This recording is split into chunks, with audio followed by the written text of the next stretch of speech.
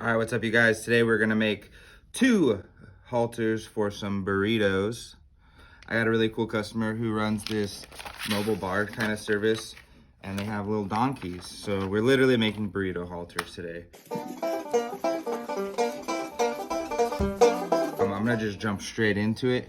Busy as hell, kind of making time out of my day to film these. So first we're gonna build them off of the good old classic Weaver halters, the nylon ones. For a lot of girls who like to have, you know, tons of different halters with tons of different stuff, this is a very cost-effective method. They're good, they're sturdy, they're durable. They're just like a good old Chevy truck, just never stops running, brother. What we're gonna do is take them, we're gonna build a new noseband piece. So I'm gonna jump right into it. Thank God, never accidentally cut the wrong strap. Like, terrified to do that. Like, one of these days I'm going to when I'm not paying attention. But boom, there we go. Free these bad boys up. So now we know what we're working with. This is a leather. I got 2 scrap pieces off of the same hide that just so happened to be the absolute perfect size for these dudes. So I kind of lucked out there. Some people like to use pen, some people don't. I think it has its pros and its cons. A, it's way more visible when you're cutting out stuff, especially like on veg tan. That scratch-alls don't work quite as good. So for visibility factor, I really like using it.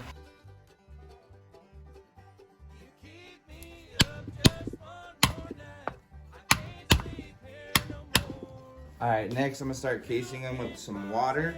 I like this because you can still see it's still trying to absorb, so this is quite a bit of moisture, but that's why I get it done early. That way it starts soaking down to the core.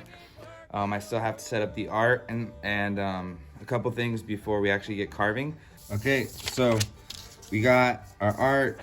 I normally don't trace straight out from paper like this, honestly, too often. But when you do trace your stuff out like this, since it is like a logo, you're gonna want it to be as accurate as possible. You know, make sure your sizing fits really good. This piece is honestly stretched pretty large. So here's the artwork. I actually have modified it a little bit. The number one thing we like always run into when it comes to leather work is like, you always wanna put a bunch of stuff in a tiny amount of space.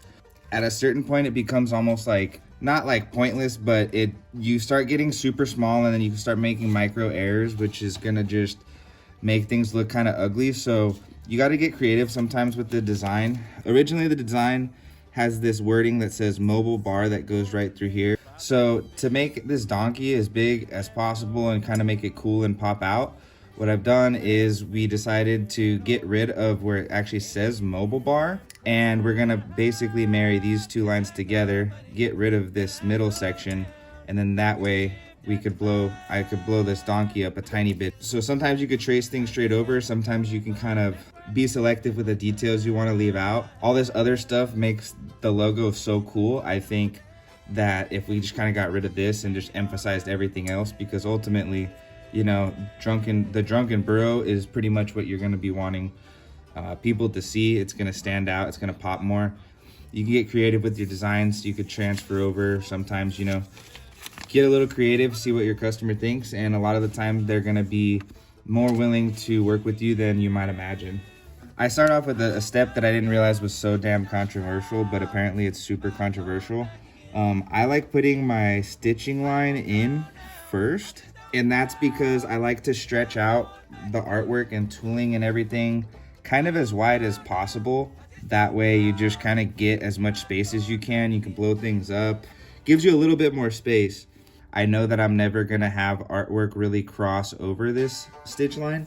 So if I could take some stuff all the way up to the edge of it, I will do that.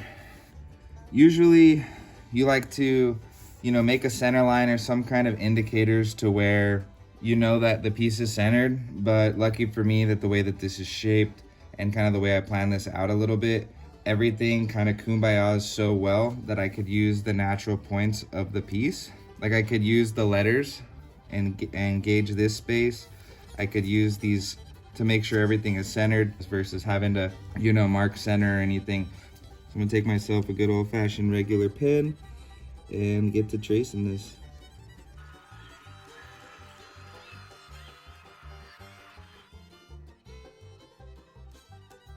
Everybody say hi to my cat Yoshi. He helps me out here in the shop every once in a while. So we're gonna take out this top part. Looks like it fits pretty gosh darn good. Who would have guessed I knew what I was doing? So this is where you can kind of play with it.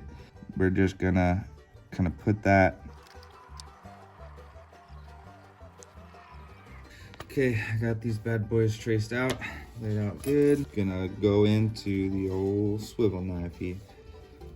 Sharpen it up a little bit first. There's not necessarily a specific order you gotta attack a design like this in. For me, I mean, there's obviously a couple things like these smaller swivel knife cuts just in these letters, like the decorative ones you're obviously gonna wanna do later. But as for pretty much everything else, you're good to go however you wanna do it.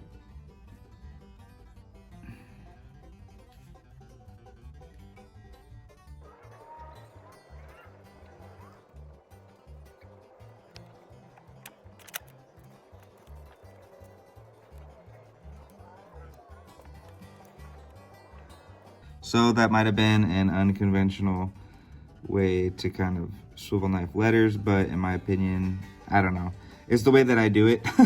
I like to do a lot of the vertical lines first, just that way you can get more accurate, good parallel lines before you start getting all wacky with all the different angles and stuff. So as you see, for the most part, I got it done. We're just kind of doing some middle kind of oddball lines, and then at the end we will go back and do the rest of the tops and bottoms of all the letters, or whatever I didn't get so far.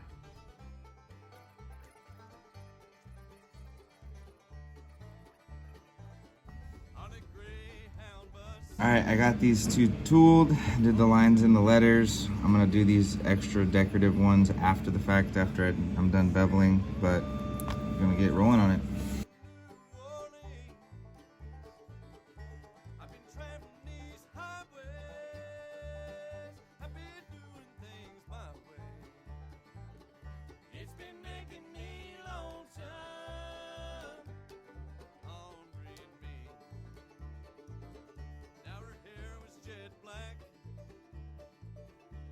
I'm gonna throw a little bit of oil on these bad boys real quick.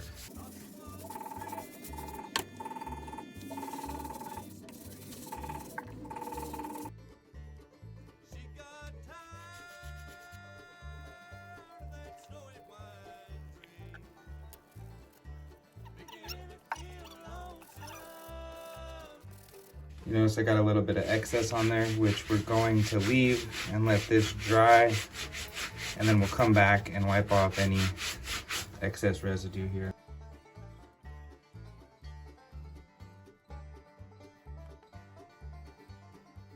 There we go. Ready to put a backing on these guys and get this show on the road. I have a nice kind of softer leather. Not veg tan, not quite upholstery.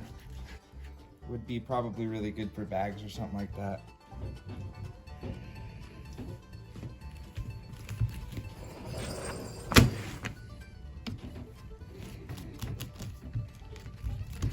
Let these puppies chill for a couple minutes, and then we'll throw them on the sewing machine. Puppies, let's get them sewn, put together so I can get home for the day.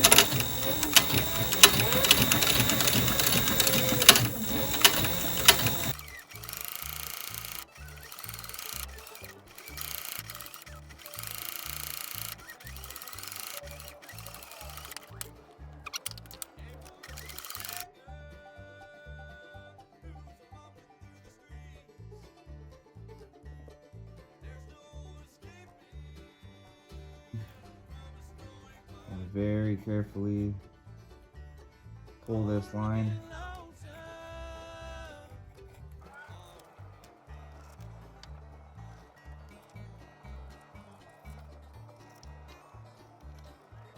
Cool, now we got these backs, they're trimmed. What I'm gonna do now is just run a quick little sander on the edges of these just to make sure that we're nice and flush and we get a really pretty edge.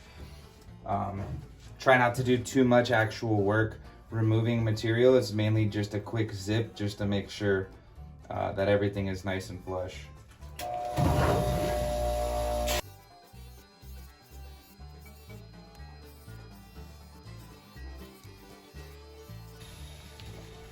Okay, now our edges are nice and even. Edge bevel these bad boys. Number 2.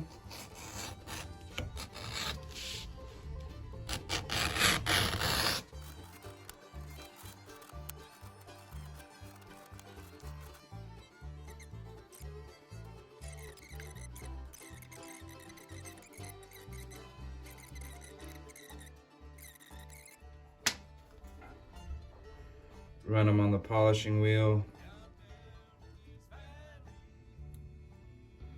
to a nice smooth finished edge and let them dry overnight and put them together first thing in the morning.